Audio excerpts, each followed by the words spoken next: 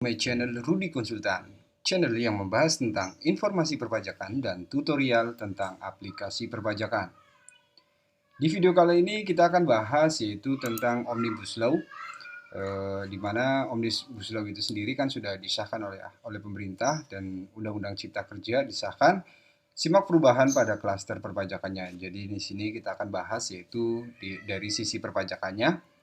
Saya kutip dari pajak.co.id ya. Di situ ada artikel dari DJP Online bahwa Omnibus Law adalah konsep penggabungan beberapa peraturan perundang-undangan menjadi salah satu bentuk undang-undang yang secara resmi bertujuan untuk menyerahkan peraturan dan mengatasi adanya regulasi yang tumpang tindih dan memperlambat pelaksanaan suatu kebijakan. Beberapa aturan Omnibus Law perpajakan sudah diatur dalam Undang-Undang Nomor 2 Tahun 2020 terkait penanganan sistem keuangan dampak COVID-19. Aturan lain selain yang diatur dalam undang-undang tersebut dimasukkan ke dalam Undang-Undang Nomor 11 Tahun 2020. Oke, dan di sini untuk pada perubahan pada Undang-Undang KUP ya. Pada Undang-Undang KUP terdapat 3 pokok perubahan. Antara lain yaitu satu, pengurangan sanksi bunga. Jadi pengurangan sanksi bunga itu dikurangi setelah dampak COVID-19.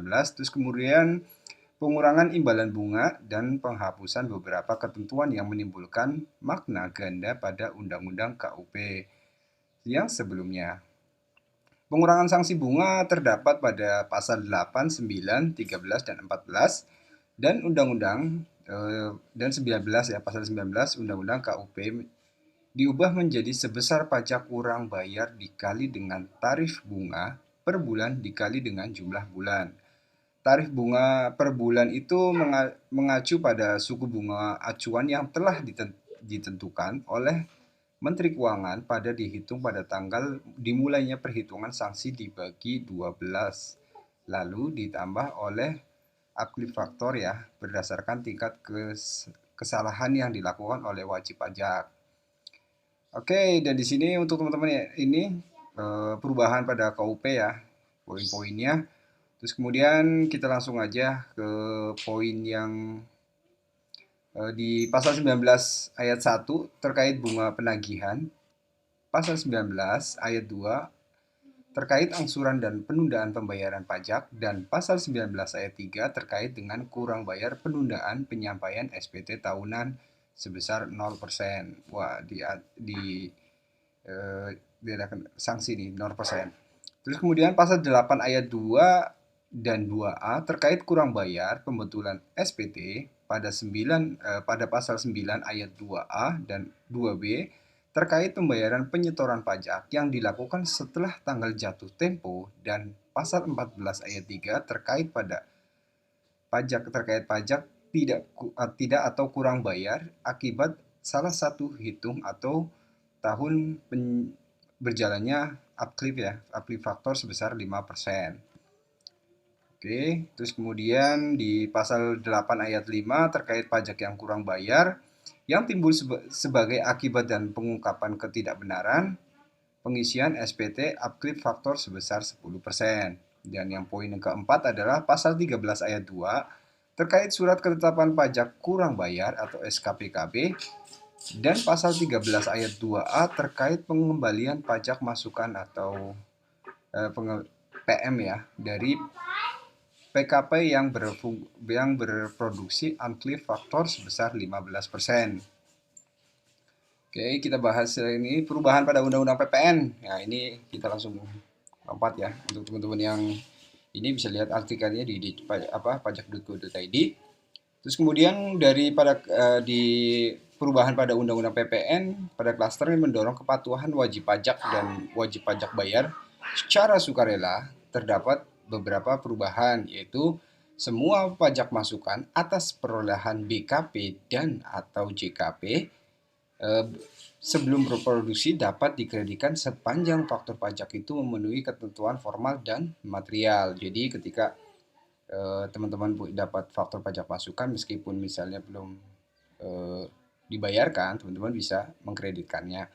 Terus kemudian pajak masukan atas perolehan BKP dan atau JKP, impor BKP dan pemanfaatan BKP tidak terwujud dan pemanfaatan JKP di luar daerah pabean di dalam daerah pabean sebelum dikukuhkan sebagai PKP dan dapat dikreditkan menggunakan pedoman pengkreditan pajak masukan sebesar 80% dari pajak keluaran yang seharusnya dipungut. Oke, poin yang tiga yaitu pajak masukan atas perolehan BKP. BKP itu sendiri adalah barang kena pajak ya, atau JKP, impor BKP, serta pemanfaatan BKP yang tidak terwujud dan pemanfaatan JKP dari luar daerah pabean di dalam daerah pabean yang tidak dilaporkan pada SPT masa PPN yang diberitahukan dan ditemukan pada saat dilakukan pemeriksaan dapat dikreditkan oleh PKP sepanjang sesuai ketentuan. Dan poin yang keempat, pajak masukan atas perolehan BKP atau JKP, impor BKP serta pemanfaatan BKP tidak terwujud dan atau pemanfaatan JKP dari luar daerah pabean ke dalam daerah pabean yang ditagih dalam penerbitan ketetapan pajak dapat dikreditkan oleh PKP sebesar jumlah pokok PPN dengan ketentuan telah dilakukan pelunasan dan tidak dilakukan upaya hukum serta memenuhi ketentuan pengkreditan. Untuk perubahan pada Undang-Undang PPH ya, perubahannya itu adalah untuk yang pertama adalah di situ PPH atas dividen dari dalam negeri dihapuskan. Jadi teman-teman yang mendapat dividen itu dihapuskan. Terus kemudian dividen dan penghasilan setelah pajak dari luar negeri tidak dikenakan PPH jika diinvestasikan atau digunakan untuk kegiatan usaha di Indonesia. Nah, itu penting tuh.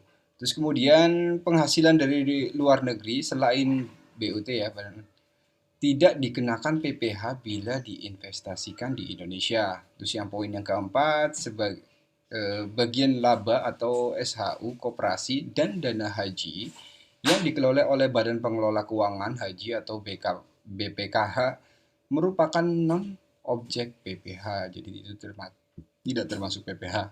Dan poin yang kelima adalah ruang penyesuaian tarif PPH pasal 26 atas bunga dengan peraturan pemerintah. Pemerintah selalu berupaya untuk mengembangkan dan menyempurnakan regulasi yang salah satunya dengan mengesahkan Undang-Undang Cipta Kerja ini. Dalam proses pengesahan dan RUU Cipta Kerja menjadi Undang-Undang Cipta Kerja memang banyak pro dan kontra ya yang terjadi, namun dalam pembuatannya pasti melibatkan banyak pihak untuk mempertimbangkan setiap ketentuan atau tinjauan dari segala aspek.